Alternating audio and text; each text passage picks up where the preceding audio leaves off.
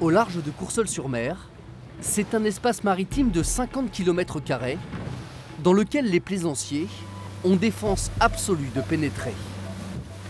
Il y a une zone qui est interdite, hein, donc on n'a plus le droit de pêcher ni normalement de passer. Car c'est ici, à une dizaine de kilomètres de la côte, que devrait être construit l'un des plus grands parcs éoliens de France. Un projet à 2 milliards d'euros. 64 éoliennes censées produire de l'électricité pour plus de 600 000 habitants, soit presque l'équivalent de la population du Calvados. Sur le papier, ce chantier du siècle, surveillé 24 heures sur 24, devrait déjà être terminé. Dans les faits, il a à peine commencé.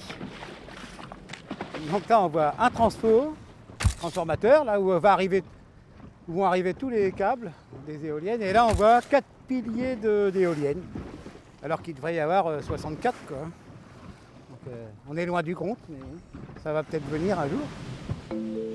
Pourquoi ce projet titanesque est-il totalement à l'arrêt?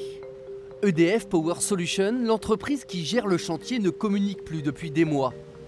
Selon nos informations, les forages sous-marins permettant l'implantation des éoliennes ont tourné au fiasco cet hiver. Malgré des années d'études géologiques, les foreuses ont été incapables de percer la roche. Sur le chantier, les mois de retard s'accumulent comme les millions d'euros de surcoût.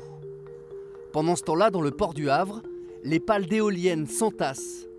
Et personne ne sait quand elles pourront être installées au large de Courseulles-sur-Mer. Ce gros retard a également des conséquences pour certaines communes situées au large du parc éolien. Comme les autres, la ville d'Arromanches devra attendre avant de toucher l'argent promis par EDF. On espère toujours, hein, puisque c'était dans l'acte fondateur de cette opération d'envergure. Donc c'est vrai qu'à Arromanches, on estime à peu près un peu moins d'une centaine de milliers d'euros, par an de royalties. Donc ça fait 2 ans qu'on devrait les percevoir, on ne les a pas. Un bateau spécial devrait faire son retour cet été pour poursuivre les forages dans le parc éolien. Mais personne ne sait quand le chantier sera terminé.